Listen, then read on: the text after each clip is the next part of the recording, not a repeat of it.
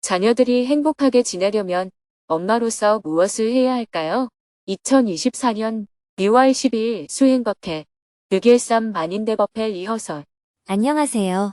오늘은 6.13 만인대법회를 하루 앞둔 날입니다. 스님은 수행법회를 마치고 6.13 만인대법회 준비 상황을 점검하기 위해 장수 중림정사로 이동했습니다. 새벽 기도와 명상을 마치고 오전 10시에 두북 수련원 방송실에서 수행법회 생방송을 시작했습니다. 정토회 회원들이 화상회의 방에 모두 입장하자 정토회 대표님이 6.13 만인대법회 준비 상황과 참가자 준비물을 공지했습니다. 정토회 전체 회원들의 관심이 이제 6.13 만인대법회로 향했습니다. 이어서 스님이 여는 말씀을 했습니다. 지난 일주일 동안 아이넵에서 정토회를 방문했습니다. 특히 동남아에서 온 스님들은 평생 소승불교만 공부하시다가 대승불교도 견학하고 정토회 자원봉사 시스템과 사회 실천 활동도 배우는 시간을 가졌습니다. 그분들이 일주일 내내 견학한 내용을 다 공유하기는 어렵지만 5분 이내의 짧은 영상으로나마 잠시 공유를 드리겠습니다. 이어서 아이넵 방문단의 정토회 견학 모습을 영상으로 함께 보았습니다. 잘 보셨습니까? 인류의 미래 문명에 대한 대안을 만드는 역할은 정토회만 하는 것은 아닙니다. 이 지구상에는 정토회와 비슷한 뜻을 가지고 활동하는 많은 사람들과 단체가 있습니다. 우리는 그들이 정토회 회원이든 아니든 불교든 아니든 관계없이 다 함께 힘을 합쳐서 오늘날 인류가 직면하고 있는 기후 위기와 전쟁 위기 그리고 개개인의 고통을 해결할 방법을 함께 모색해 나가야 합니다. 그런 의미에서 정토회는 다른 종교인들과 함께 연대하기도 하고 또 다른 사회단체들과 함께 활동하기도 하고 또 다른 나라 불교인들과도 함께 교류를 해나가고 있습니다. 정토행자의 서원 10번째가 공유와 연대가 실현되는 새로운 문명을 만들어 간다입니다. 이런 취지에서 아이넵 정토회 견학 프로그램이 이루어지고 있습니다. 지금은 아이넵 정토회 견학 프로그램에 많은 이들이 참여를 요청하고 있습니다. 스님들만 하지 말고 제가 활동가들도 좀 참여할 수 있게 해달라는 요청도 있고 동남아에는 여성들의 활동이 취약하므로 여성 활동가들에게 좀 더 많은 기회가 제공되었으면 좋겠다는 요청도 있습니다. 그래서 올 가을에는 여성 활동가들이 정토회를 견학하러 옵니다. 지난 봄에는 청년들과의 교류가 있었으면 좋겠다는 제안이 있어서 베트남 청년들이 정토회를 방문하고 갔는데 올 가을에도 다시 오겠다고 합니다. 베트남 청년들만 참여할 게 아니라 세계 여러 나라의 젊은이들이 같이 모여서 농사도 짓고 대화도 나누고 수행도 하고 견학도 했으면 좋겠다는 요청도 들어오고 있습니다. 이런 모습을 보면 정토회가 발전하는 것은 정토회만의 발전을 의미하지 않습니다. 세계 곳곳에서 더 나은 미래를 추구하는 많은 사람에게 정토회가 작은 희망이 되고 있다는 말씀을 드리고 싶습니다. 이어서 6.13 만인대법회의 취지에 대해 자세히 이야기해 주었습니다. 용성조사 탄생 160주년 기념일에 열리는 한반도 평화와 국민 통합을 기원하는 만인대법회는 용성조사 탄생일을 기념하는 것과 동시에 현재 우리나라가 처해 있는 많은 어려움을 극복하기 위해 우리 모두가 마음을 모으자는 취지로 준비한 행사입니다. 경제만이 아니라 민주주의든 경제든 문화든 모든 것이 꾸준히 발전해 갈 수 있도록 성장 잠재력을 점점 키워가야 하는데 지금 우리나라는 이것이 거의 소진이 된 상태입니다. 지금 바깥에서 보기에 괜찮은 것만 봐서는 안 되고 우리에게 닥칠 위기를 미리 예견해서 그 위기를 극복해 나갈 때 우리와 우리의 후손들이 살아갈 대한민국이 지속적 발전을 할 수 있습니다. 그래서 정토회 회원들이 한 발 앞장서서 만인의 보살이 되어 대한민국 국민의 고통을 덜어주고 지속적 발전을 하기 위해 간절한 마음을 담아 준비한 것이 6.13 만인대법회입니다. 관세음 보살을 부르는 기도를 하자는 것이 아니라 이렇게 마음을 모을 때 우리 국민을 감동시킬 수가 있고 그럼으로써 이 위기를 극복할 수 있다는 것입니다. 미래를 내다보고 한 발 앞서 행동하는 사람들. 어쩌면 우리의 이러한 노력도 허사가 될 확률이 높습니다. 저는 그럴 가능성이 더 크다고 생각합니다. 왜냐하면 사람들은 눈이 어두워 보지 못하고 귀가 막혀 듣지 못하기 때문입니다. 그러나 100년이 지난 뒤에 돌아보면 오늘 우리가 얼마나 중요한 역할을 했는지 알 수 있을 겁니다. 3.1 운동이 당시에는 실패한 운동이었지만 오늘날 대한민국의 시작이 된 것처럼 우리가 하는 일이 지금은 어쩌면 무모하게 들리고 쓸데없는 짓처럼 보일지 모릅니다. 그러나 세월이 흘러서 오늘을 되돌아보면 우리는 미래를 내다보고 다른 사람들보다 한 발 앞서 행동한 사람들이라고 평가될 것입니다. 정토행자들은 세상 사람들이 하지 않는 일을 찾아서 하고 세상 사람들보다 한 발 앞장서서 활동하는 사람들입니다. 우리가 하는 일을 세상 사람들에게 알리는 것이 지금 중요한 것이 아닙니다.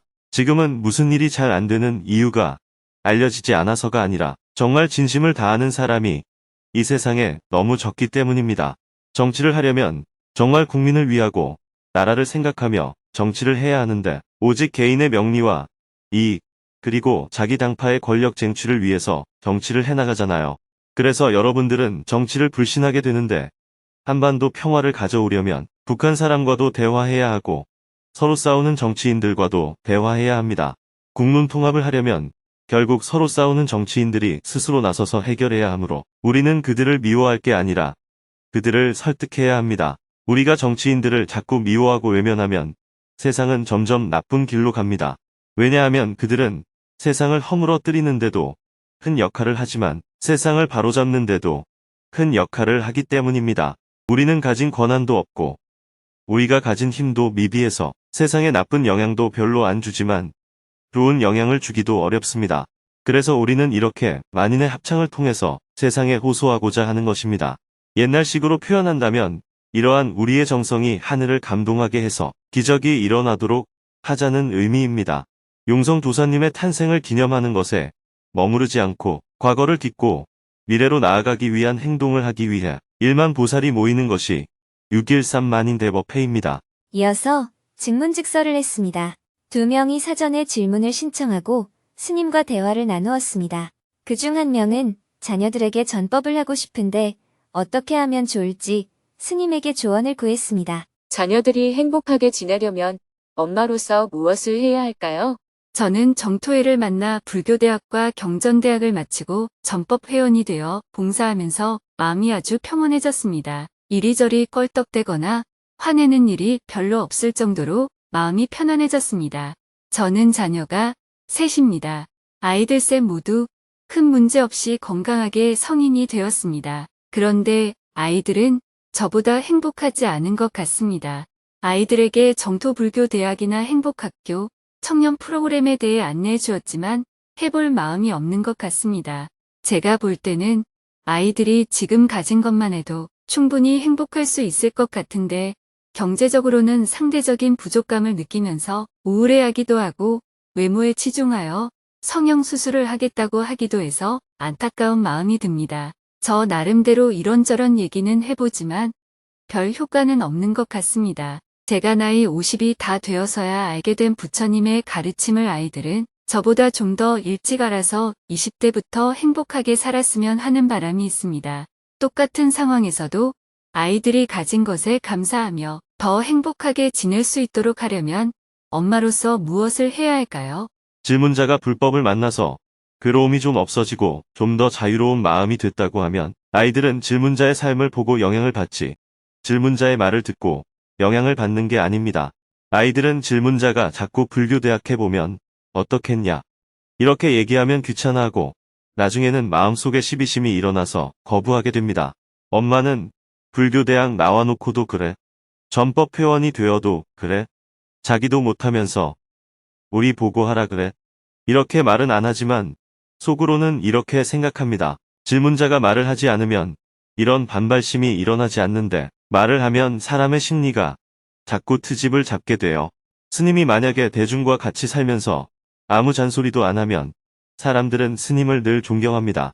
그런데 스님이 작은 일에 자꾸 간섭하면 처음에는 한두 번 고맙게 여기지만 나중에는 스님도 안 하던데 하고 반발하게 됩니다. 인간의 심리가 그렇습니다. 나빠서 그런 게 아니라 자기 방어를 위해서 반발하는 거예요. 이렇게 속으로 자꾸 반발하게 되면 오히려 점점 더 멀어지게 됩니다. 설령 엄마 말을 듣고 불교대학을 등록했다 하더라도 간섭을 하지 말아야 하는데 공부는 잘하니? 해보니 어떻니? 좋지? 이렇게 자꾸 묻잖아요. 게다가 조금만 마음에 들지 않는 행동을 하면 너 불교대학 다니는 게 그렇게 하면 되니? 스님이 그렇게 가르쳐 주더냐? 하고 간섭합니다. 이러면 아이들이든 남편이든 대부분 속박을 받는다고 느끼게 됩니다. 뭔가 올가미를 씌워서 끌고 가려는 것처럼 느낀다는 거죠. 나는 좋은 마음을 냈는데 상대는 그런 느낌을 받게 되기 때문에 알리는 것만 하는 게 좋습니다. 이런 게 있다. 엄마는 해보니 좋더라. 이 정도에서 끝내야 합니다. 어떤 경우에는 좀 강하게 이야기했기 때문에 억지로 끌려와서 효과가 날 때도 있습니다. 하지만 압박하는 쪽으로 가면 효과가 날 확률보다는 반발을 일으킬 확률이 더 높습니다. 질문자가 이야기한 것처럼 어떤 어려움이 있어도 스스로 편안하게 생활할 수 있는 정도가 되었다면 아이들이 살다가 힘들 때 엄마한테 와서 스스로 물어볼 겁니다. 나는 이렇게 힘든데 엄마는 힘 안 들어. 엄마는 그때 아버지가 그렇게 했는데 괜찮아?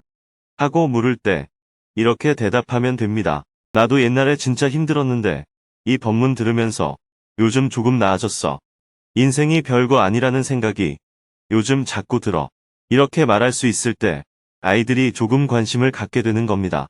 그냥 이런 게 있다고 알리기만 하든지 재미있는 증문즉설 유튜브가 있으면 보내준다든지 이런 정도로만 해야지 강요한다고 느끼게 되면 요즘 젊은이들은 더더욱 반발이 심합니다. 질문자가 법문 들어서 기쁘고 정토의 활동이 좋다고 해도 아이들이 보는 관점은 달라요.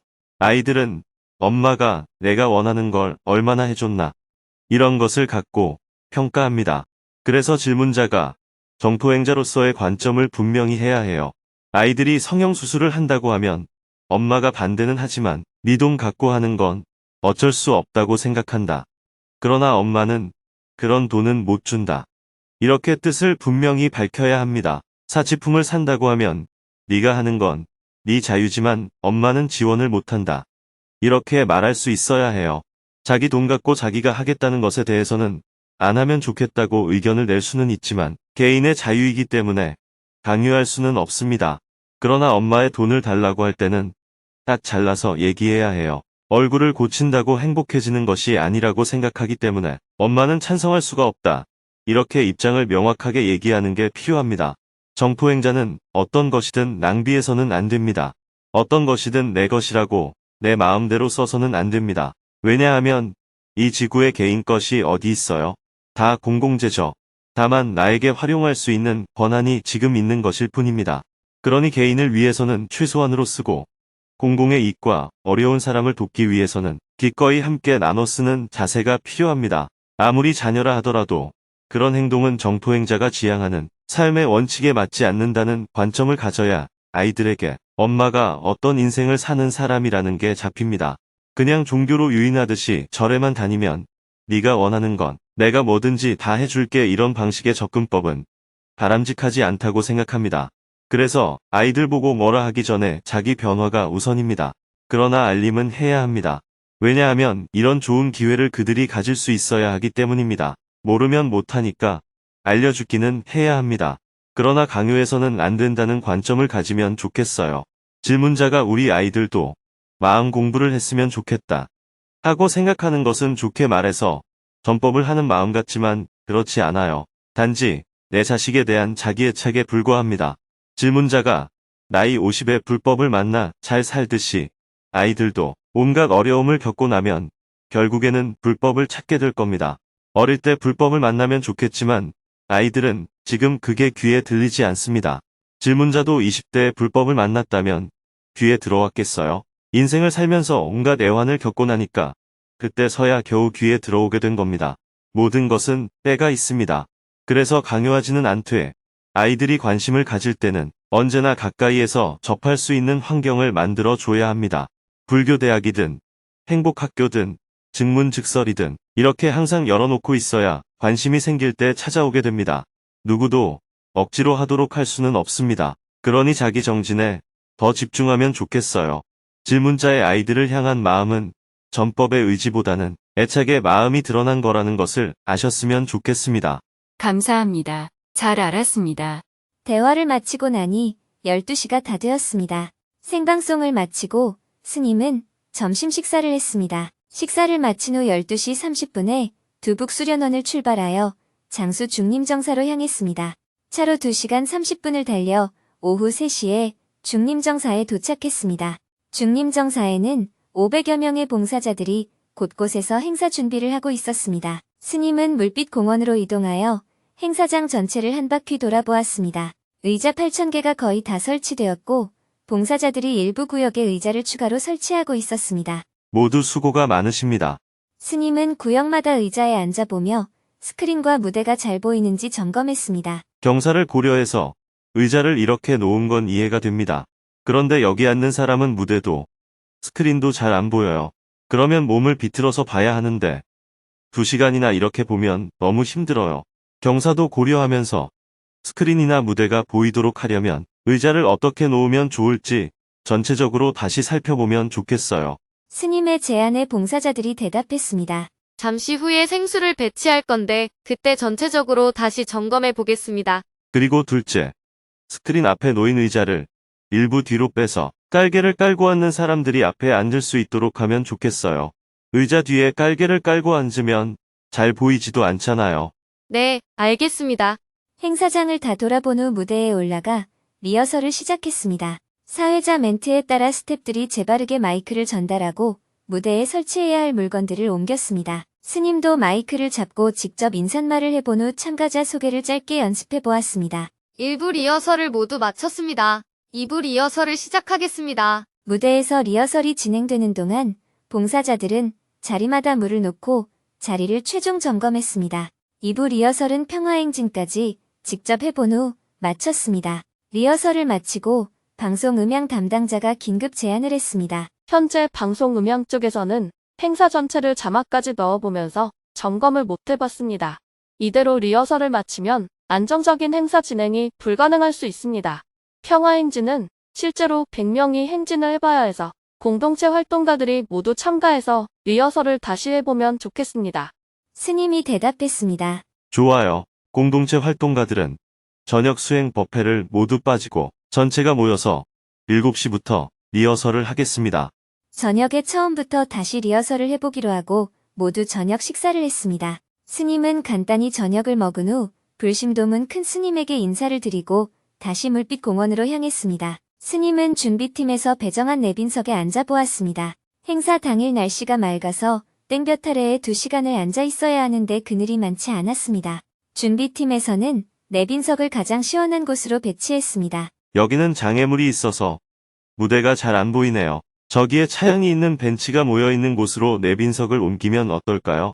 스님은 양쪽을 다 앉아본 후 그늘도 있으면서 무대도 보이는 쪽으로 내빈석을 제안했습니다. 저녁 7시부터 공동체 활동가들 50여 명도 무대 앞으로 모이고 무대 팀 스텝을 맡은 청년특별지부 활동가들도 무대 위에 모였습니다. 저녁에 스피커 소리가 크게 울리면 마을 주민들한테 시끄러우니까 2부 행사 리허설을 먼저 합시다. 스님의 제안으로 2부 리허설부터 먼저 진행했습니다. 실제로 퍼포먼스와 평화행진을 해보고 무엇을 보완해야 할지 점검하고 다시 무대로 이동하여 1부 리허설을 진행했습니다. 방송 음향 담당자는 무대 팀 스태프들의 연습이 부족하다고 지적했습니다. 스님은 무대 위로 올라가서 무대 팀 스태프들과 함께 법상을 나르는 연습을 함께 해보았습니다. 자, 청법가가 나오는 동안 법상과 마이크 세팅을 맞춰야 합니다. 다시 한번 해봅시다. 어떤 점을 개선하면 제 시간에 법상과 마이크 세팅을 재바르게 맞출 수 있을지 2~3차례 반복하여 연습했습니다. 내빈들이 무대에 올라가서 해야 하는 만인평화선언과 만인의 다짐, 사슬 끊기는 어떻게 하면 매끄럽게 진행할 수 있을지 연구가 많이 필요했습니다. 이렇게도 해보고 저렇게도 해보고 가장 좋은 방법을 찾아보았습니다. 준비하시는 분들에게 미안합니다. 내일 참석하기로 한 정치인들이 갑자기 못 올 가능성이 커요. 변동이 많이 생길 것 같습니다. 이 부분은 공동체 활동가들이 밤새 연구해서 대안을 마련해 볼게요. 너무 걱정하지 마세요. 부득이하게 참석자 변동이 많이 생기는 부분에 대해 양해를 구한 후 리허설을 모두 마쳤습니다. 밤 9시가 훌쩍 넘었습니다. 리허설이 끝나고 나서도 봉사자들은 각 팀별로 밤늦게까지 행사를 준비했습니다. 퍼포먼스 팀에서는 핸드폰 불빛을 켜고 늦은 시간까지 만장기를 만들었습니다. 만장기를 만드는 봉사자의 머리 위로 달이 떠올랐습니다. 스님은 요사체로 돌아와서 공동체 활동가들과 함께 비상대책회의를 했습니다. 내일 한 정당에서 의원 총회를 소집한다고 해요. 그래서 참석하기로 약속한 정치인들이 대거 참석을 못할 것 같습니다. 역할 변동에 따른 대비책을 지금부터 세웁시다. 누가 불참하면 누구를 무대로 올릴지 직접 전화해서 확인해보고 조정하고 여러 차례 반복한 끝에 회의를 마쳤습니다. 이렇게 해도 행사당 일에는 또 못 온다는 사람이 생길 겁니다. 최선을 다하되 또 변동이 생기는 건 현장에서 조정합시다. 수고하셨습니다.